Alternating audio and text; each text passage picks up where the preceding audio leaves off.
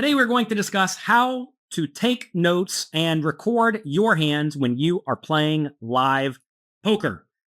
Recognize that in order to win at poker, you simply must study poker away from the poker table.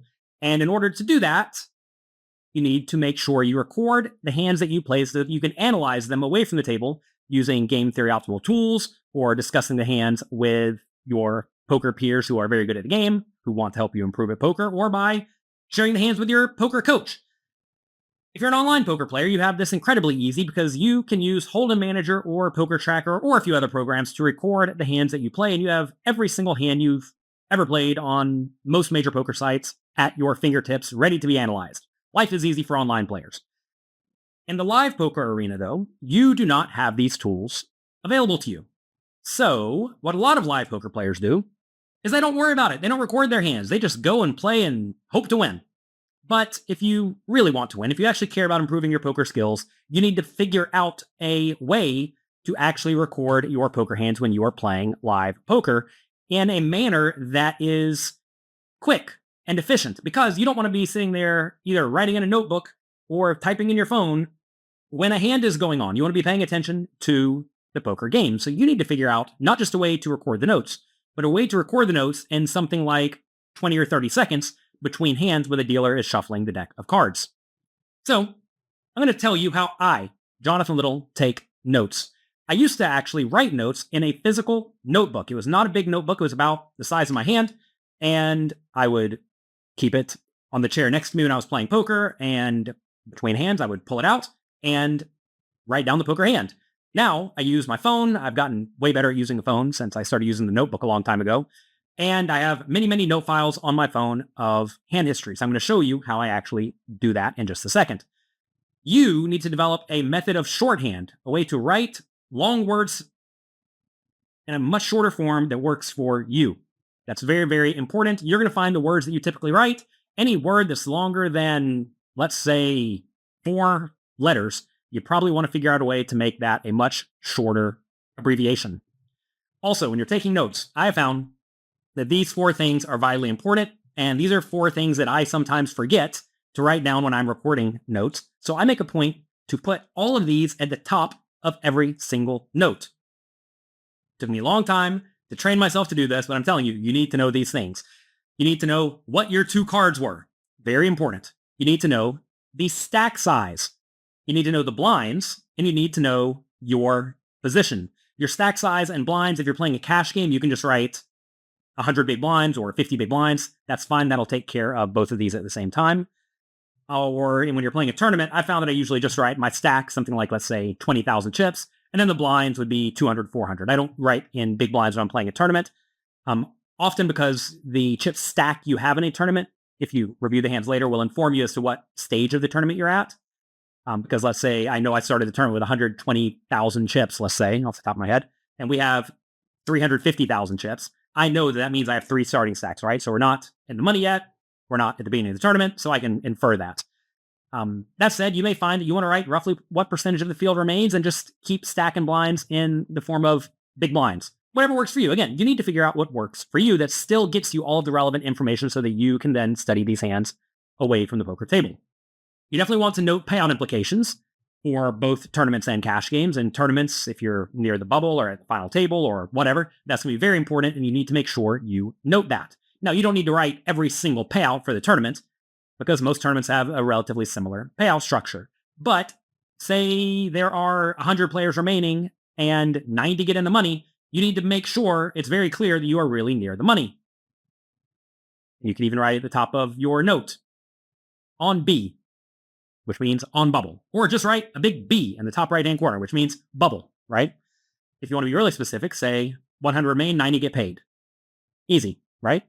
In cash games, a payout implication could be if you're playing the deuce to 7 game, right? Why would you play the deuce to 7? Well, if you're playing the deuce to 7 game.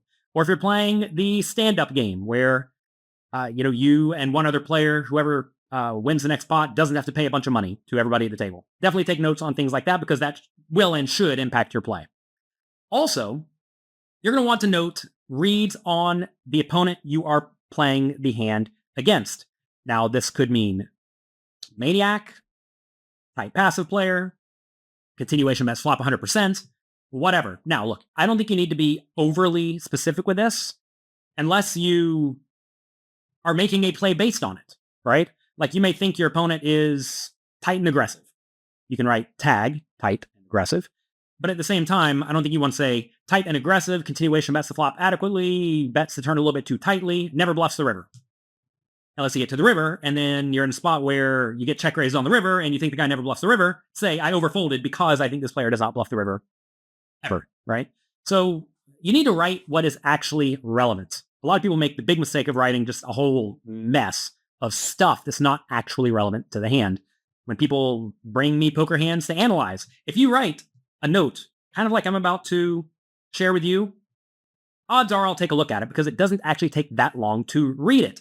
But if you send me an essay, and if you try to write an essay while the dealer's shuffling the cards, you're not going to get it done and you're going to be distracted when you're playing poker. What I'm about to show you, I can do over the course of about 20 seconds in my phone and about an equal amount of time when I'm on a notepad, and a lot of my students can too. Let's go through an example. Let's say our hand is ace of spades, queen of diamonds. Let's say our stack is 10K. Let's say the blinds are 200, 400. You could even just write the big blind if you felt inclined because the small blind's presumed, right? I'm going to show you how to go about making shorthand when we're doing this. And let's say our position is the cutoff. By the way, for positions, you have the big blind, small blind, button, cutoff, or just C, hijack, or just H, low jack, or just L. Then we have under the gun 7, or just 7, which would be under the gun if there were 7 players at the table. And then UTG 8, which would be under the gun if there were 8 people at the table. So notice right here, we've already shortened a lot of these words. We don't write big blind or small blind or button or BTN or cutoff or CO. We write as short as we possibly can because that will make you write a little bit faster. All right, let's say low jack raises to 800. I call, big blind, call. Okay, so this means the low jack raised to 800. I called in the cutoff with the ace queen, and the big blind called. Okay, fine and good. I also, when I'm writing, I typically don't use commas, although, feel free if you feel inclined. And then we'll write the flop. Before we go to the flop, I suppose I should make it very clear. You don't write when people fold, because it is implied that if you do not write what it is, it means they folded. Sometimes I'll post a hand history like this, a raw one, on the internet, and people say, well, how am I supposed to know what to do in this spot? I don't know what the button did or the small blind did. You do. They folded. All right, let's say the flop comes ace of clubs, 7 of diamonds, 4 of hearts. Just write it like that. Then, let's say low jack bets 1K, I call. What would this mean? This would mean the big blind checked. Okay? You don't need to write big blind checks, either with a C or an X, because you're already using C for call, right? So X would mean check. But we don't need to write that because we can presume it, because quite often the big blind is going to check, right? Now, if the big blind bet in this scenario, if they let out, you'd write big blind and then the amount that they, BB, and the amount that they bet. Usually that's not going to happen, though. So, low jack bets 1K, I call. Then, what does the big blind do? If I write nothing, it presumes the big blind folded. If I write something, it means the big blind did not fold. Okay? Let's say the turn is a queen of hearts. And the low jack checks, and I bet 3,500. Let's say 3,000. You can write 3K. I use K instead of 1,000 whenever I possibly can. If it was 3,500, I would not write 3.5K. I would usually just write 3,500, but it doesn't really matter. Okay. This means the low jack checks on the turn, because they're first act. I bet 3,000, and then they called. Okay? Let's say the river is the 6 of spades. I all in, low, calls. And then if we get to see their hand, which you probably would, I would say ace king, or whatever he had. So in this spot, this is a situation where this hand is going to be very, very clear to me. And notice, you can write this pretty fast because you're not going to have to sit there and hopefully recall it all that hard. Whenever you are playing the poker hand, you should always do your best to keep a running tally of what is actually happening. Notice in this spot, what I'm not noting. I am not noting in this scenario, because we're in the early stage of a tournament, what average stack is, how many people remain, reads on the opponent, because I don't really have reads on the opponent. Maybe I would say the opponent is tight and aggressive. If that's the case, I would say LoJack, tag, 800. And I know in my mind roughly what a tight aggressive player looks like. Maybe you know roughly what that looks like in your mind. Also, I'm not writing the size of the pot because you can go back and reconstruct that away from the table, right? So everything we are doing here is to try to make this as simple and as streamlined as possible so that you can take these notes quickly and effectively. And that's it. Something else you could also do, if you felt like it, I'm not saying you do this or not, that I necessarily do this, but you can go through and write all positions. You would have at your table, you would have the 1 seat, 2 seat, 3 seat, 4 seat, 5 seat, 6 seat, 7 seat, 8 seat. These are the seats at the table. Okay? Say you know the player in seat 1 is a maniac. Say you know the player in seat 3 is tag. Say you know the player in seat 7 is a super nit. Now maybe just write SN or just nit, whatever. Maybe these are things you want to write down to help yourself remember these things if you cannot remember them at the table. I've found that at this point in my poker career, I can keep very, very good tabs on which player plays specific ways. But maybe you need to make a page or part of your notes where you keep a running tally on things like this.